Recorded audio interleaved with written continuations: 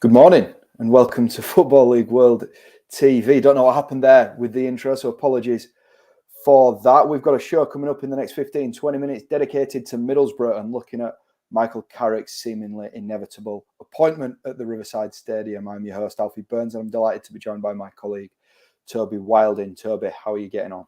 Yeah, very good, thanks. Good to be back. Always a bit of managerial change in the Championship to be talking about at the minute, and this is one that feels particularly interesting given the situation at Middlesbrough and who it is who looks as though it's going to be coming in Carrick. So yeah, it should be a good one to talk about this.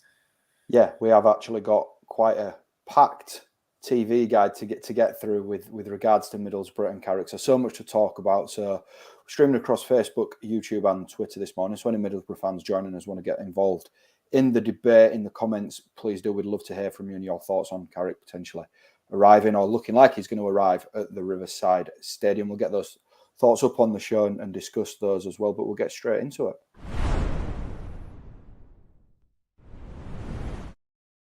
So various reports now suggesting that Michael Carrick is looking set to be appointed as Middlesbrough's new head coach, could potentially be in as early as the weekend. Toby, what are your initial thoughts on Carrick to Middlesbrough then? Yeah, it's an interesting one, isn't it? I think you sort of look at that and you could argue that it is a bit of a risk. Was probably my initial reaction, given the sort of the lack of managerial experience that Carrick has at any level, let alone a division as demanding as the Championship is, and with a job within that league that brings as much expectation and ambition as Middlesbrough does. So that's certainly right from the get-go. Sort of feels like it puts a lot of pressure on him, even right at the very start of his managerial career. But then I guess you sort of look at some of the more recent appointments that Middlesbrough have had, the likes of Wilder, Warnock, Pulis, just looking back at a few of the names that they have had in recently, and you know that they have been that sort of the more experienced type, and you could argue that has, well, it certainly hasn't worked out perhaps as Middlesbrough would have hoped or expected. So perhaps there is a bit of an element of that they want to try something different here. So I think it's certainly going to be a fascinating appointment, especially when you sort of consider the profile of Carrick, even as a player before he stepped into management as well.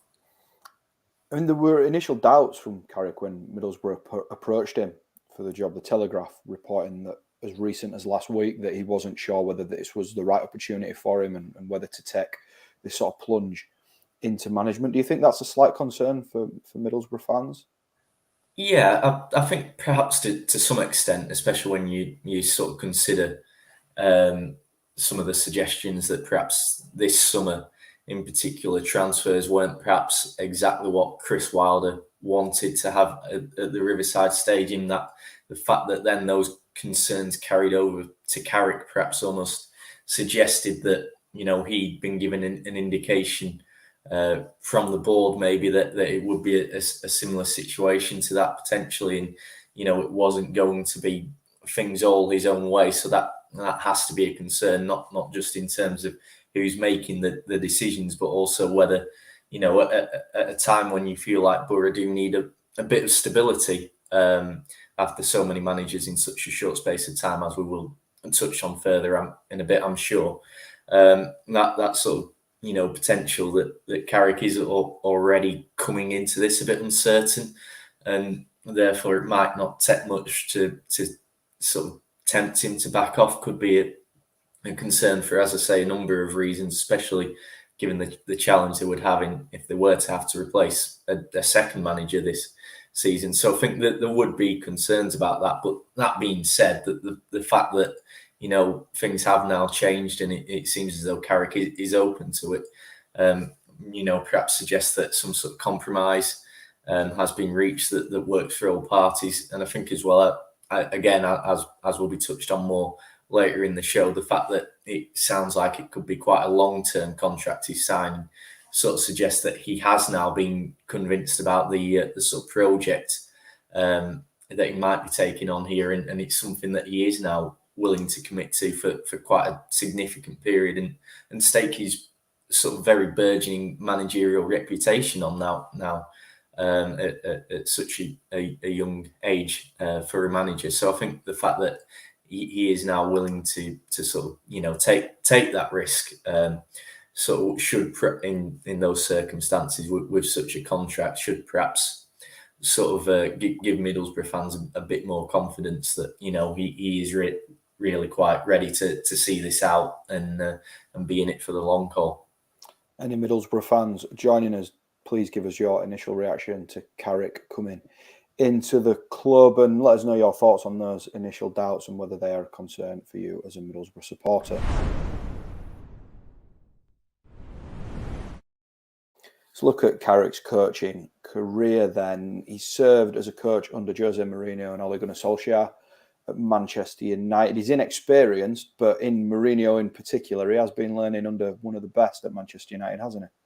Yeah, he has. Obviously, no one is going to argue with Jose Mourinho's track record, are they, as a manager who'll have picked up a lot from him. And I think it's worth noting as well, it's not just who he's been coaching under, but even when he was a player, he was working again under one of the very best in Sir Alex Ferguson. So you would imagine that too has allowed him to sort of pick up a few sort of insights into management and the challenges that come with it. And I think perhaps that even you could argue not just Ferguson, but some of the players that he was playing alongside at United, and then that he was coaching at United. He has worked with the very best, both in terms of sort of players on the pitch and management off it. So there isn't sort of many better proving grounds, you might suggest. And again, that sort of expectation and pressure that he has played and coached under at United,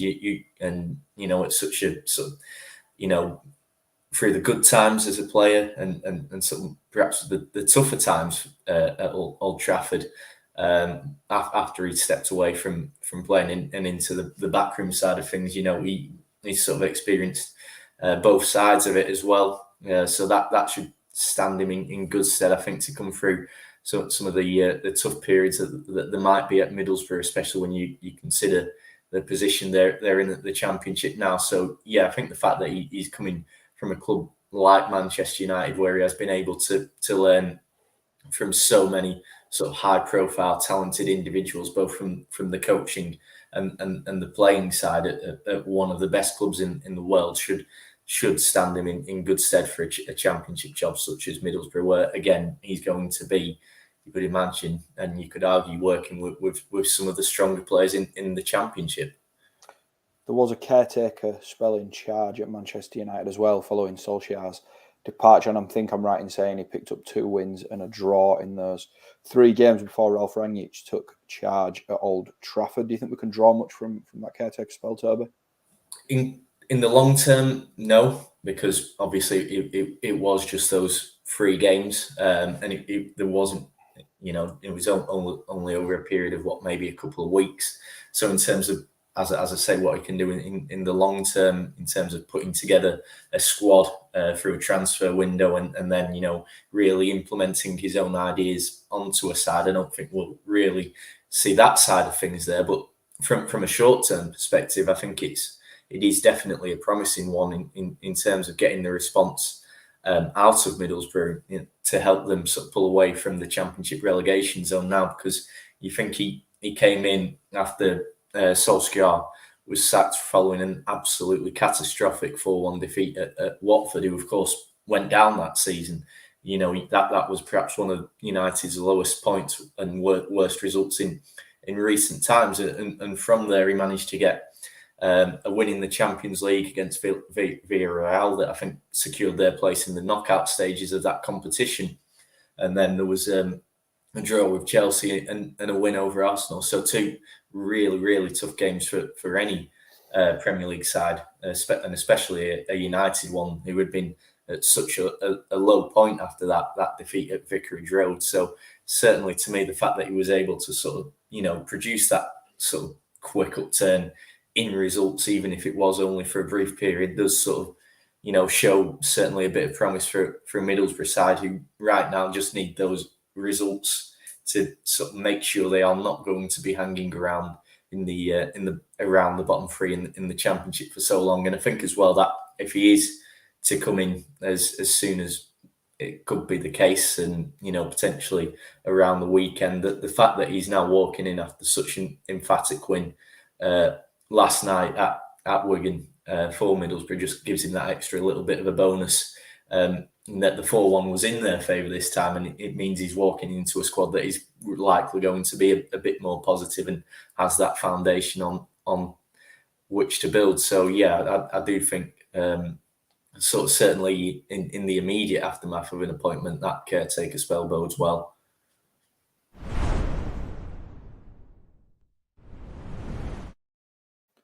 The Guardian are reporting that Mike Phelan and Rennie Mullenstein are set to join Carrick at Middlesbrough, with a 3-year deal being worked on. So quite a long-term project, really, at the Riverside Stadium. Firstly, though, it makes sense to flank Carrick, who's relatively inexperienced, with the level of experience that Phelan and Mullenstein have.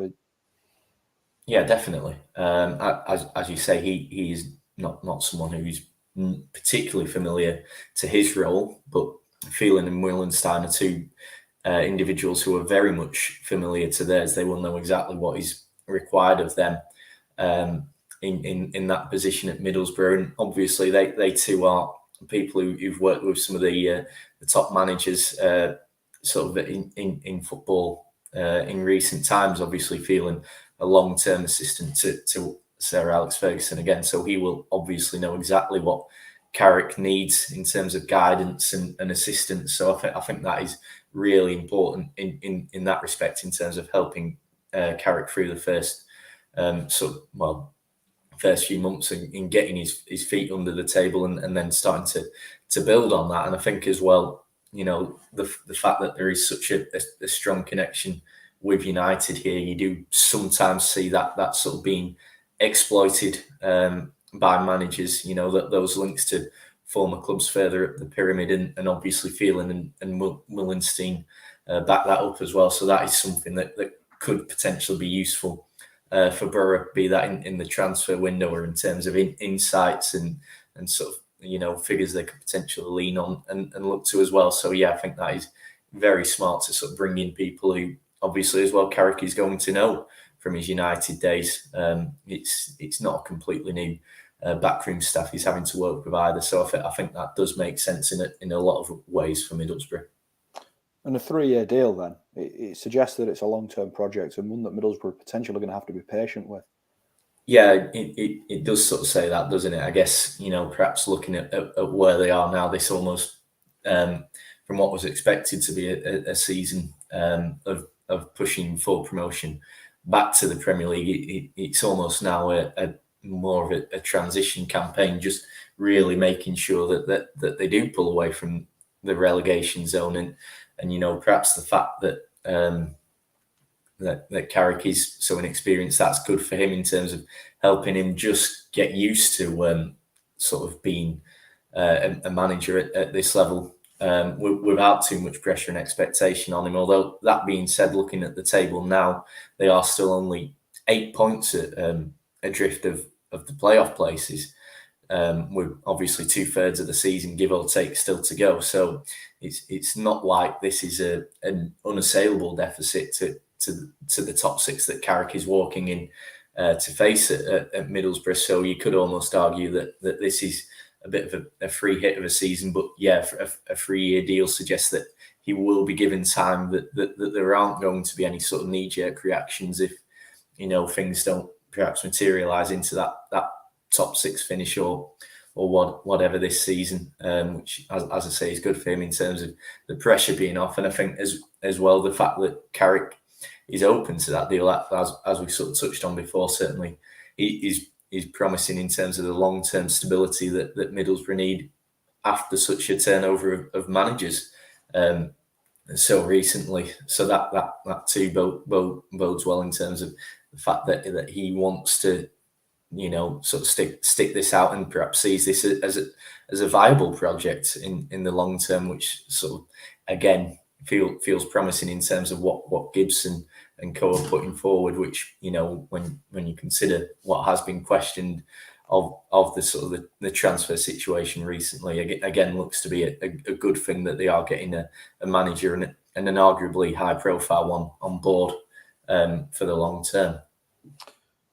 I don't know whether this is the right comparison to be making, but Kieran McKenna at Ipswich Town, he's followed a similar path to Carrick from Manchester United into a relatively big job in the EFL, and he knows Carrick actually quite well from their time at Old Trafford together. Could it be, do you think, that Middlesbrough have looked at the early success that McKenna's having with Ipswich down in League One, and they thought ultimately that they fancy a little bit of that?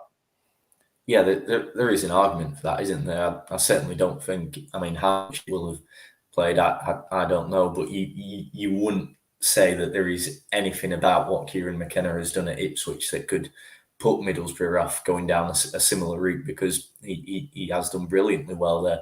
I think obviously it has to be taken into consideration that Carrick will be managing a division above McKenna. So perhaps the quality and the expectation will be higher, but even then you can argue that you look at that League One table, you look at some of the clubs that are in there at the minute, and also the size of Ipswich in respect to that, there is still a lot of pressure on McKenna to deliver and to take Ipswich towards promotion, which he looks to be on track to at the very least come close to this season in what is his first full season in charge. And as I say, it's still in one of the stronger sort of League One divisions we've seen in recent years, in my opinion, as well. So the fact that he's doing so well in that sort of situation, again, is a sort of really strong reflection on him and sort of the learning and the development as a coach and now as a head coach that he was able to do during his time at Manchester United has given him. And so, with Carrick having gone down that similar route, there may well potentially be a hope that he will have learned in a similar way, and that will pay off in the same respect for him at Middlesbrough. And so while it's probably not going to have been the only factor that has come into this by any stretch, it is certainly something that you could argue does look as though it will have worked in Carrick's favour when Middlesbrough came to sit down and decide who they really wanted to target for this job.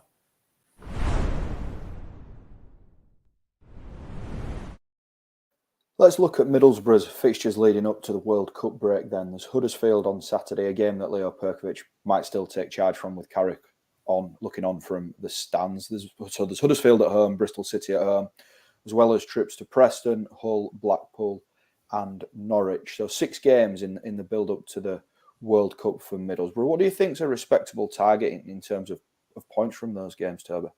Yeah, so I'd actually be looking quite high, if I'm being honest, looking at those fixtures. I think to start with, let's talk about Huddersfield, Blackpool and Hull.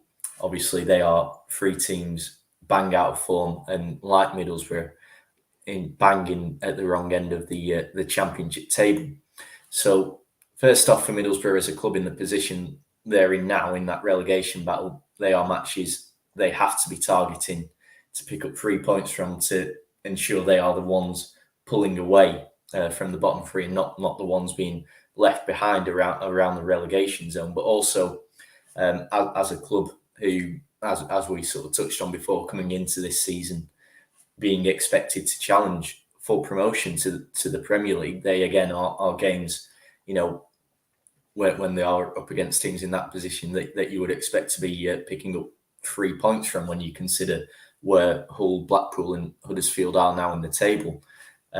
Bristol City and Preston, they are obviously interesting ones as well because of the somewhat inconsistent nature of both at the minute. Neither feel like they are particularly hitting the right rhythm or the strongest performances. So again, Middlesbrough may well look at them and think they can get at least a point from them, depending potentially even on which Bristol City and which Preston turn up on their day. As for Norwich, you sort of looked at them and sort of coming down this season. Obviously, it didn't feel like they were quite the force to be reckoned with that they perhaps have been in the last couple of their seasons in the Championship, but you still felt they were one of the sort of the standout teams in this division, one of the ones you would back. And for a time, it looked as though they were getting to that with that run of wins, but it's now 4 without victory for Dean Smith's side. So again, that now sort of starts to look as another potential opportunity. Now, obviously, there are going to be games in there where they come up against teams at their sort of very best. And as we've seen already in the Championship this season, literally anybody can beat anyone, and regardless of where they are in the table. So there's no guarantee with any result. But for me, as I say, looking at those fixtures, the inconsistency of Norwich, Bristol City, Preston, and just the position that Hull, Huddersfield and Blackpool are in at the minute means I think that sort of 10, 11 points, maybe 3 wins and 1 or 2 draws should sort of be a minimum that Middlesbrough are looking for if they want to sort of achieve the sort of aims that they were setting at the start of the season, combined with now getting out of the position they are in. That's the games in question, but let's look at the wider picture, the sort of culture within the club, the playing style, some of the personnel that's in Middlesbrough's squad. What do you think Carrick needs to address in the short term and then the long term? As I say, I think short term, obviously, the priority is just getting results back on track any which way he can. I think that is the case for a lot of managers coming into a club like this. Ultimately, this is a results business, and for Middlesbrough in particular, they need to be climbing up the table. Longer term, obviously, there is going to be that own style of play that Carrick will want to implement there, and I think, as I've sort of mentioned before, one thing that I think Middlesbrough really need to look at for me is that top end of the pitch. I don't think, looking at that squad, they have perhaps got the attacking firepower that Wilder in particular seemed to want during the summer. I think, again, I've said this before, I think, and we saw it again last night, the fact that there is almost a reliance on Watmore and Akpom for goals to some extent, when it looked like they might be surplus to requirements in the summer, sort of highlights that attacking situation at Middlesbrough. So I think that is certainly something that Carrick is going to have to address. And as I say, he is going to want to put his own mark on this team, and he is going to know that ultimately a club like Middlesbrough are going to want to be getting back into the Premier League sooner rather than later. As I say, the sort of the 3-year contract suggests he will be given time to do that, and it won't ultimately come down to him doing it this season. Whether or not he remains on beyond that time, I would be very surprised, given the contract he's getting, if that does prove to be the case. But certainly beyond that, going into next season, there is going to be, I would say, a lot of pressure on him to show that he can turn Middlesbrough back into a top 6 team. And so there will be a lot for him to consider in terms of how he goes about doing that, the sort of style of play he wants them to play. Obviously, it's a bit of unknown what that will be, given we've not really seen Michael Carrick, the manager, before.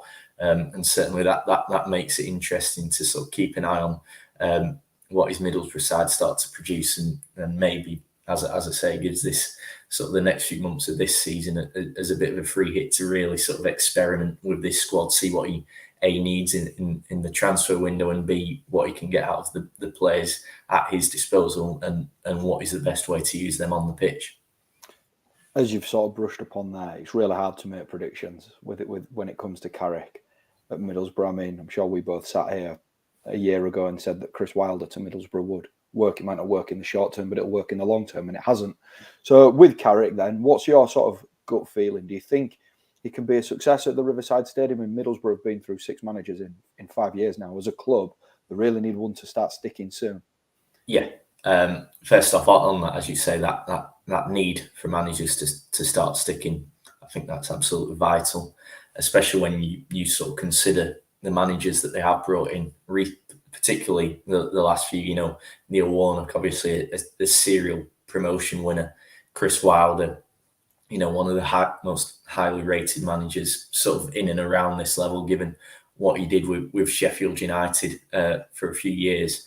So the fact that those sort of managers weren't able to work for Middlesbrough sort of consistently means that, if that continues and the high turnover of managers continues, questions are surely sooner going to start to arise as to whether it is a manager thing that is why things aren't working out for Borough, and that is going to start to put pressure on the likes of Gibson at the top. I think, you sort of look online, there are maybe already a few sort of suggestions of a bit of frustration even beyond the managerial appointments among fans. Can Carrick be the one to do that? Gut feeling suggests maybe he can be. Obviously, it's a very tough job given the expectations that are going to be on him. But I think he's quite, from what I hear, quite sort of highly rated for what he did sort of behind the scenes at United, which certainly bodes well in terms of what he might be able to get out of this Middlesbrough squad.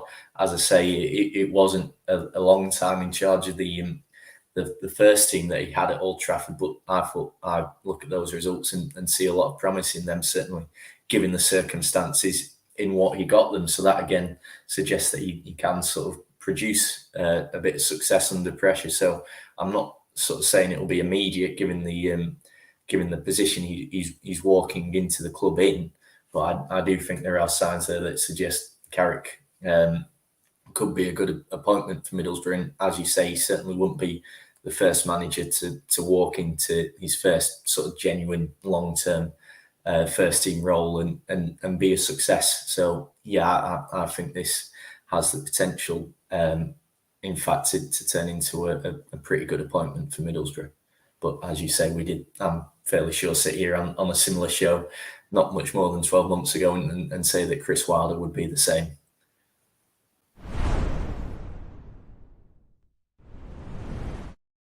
That concludes our look at Middlesbrough then. Thanks to anybody that's joined us across Facebook, YouTube and Twitter. Just an hour to go until our next show on the channel, where we're going to be looking at another managerial saga with Mick Beale's move to Wolves, reportedly gathering pace. And we're going to be looking at what's next for Queen's Park Rangers, who he's leaving in a really, really healthy position in the Championship table. So make sure you tune in to that show in an hour. That's coming up at midday, but between now and then, take care. We'll see you again soon.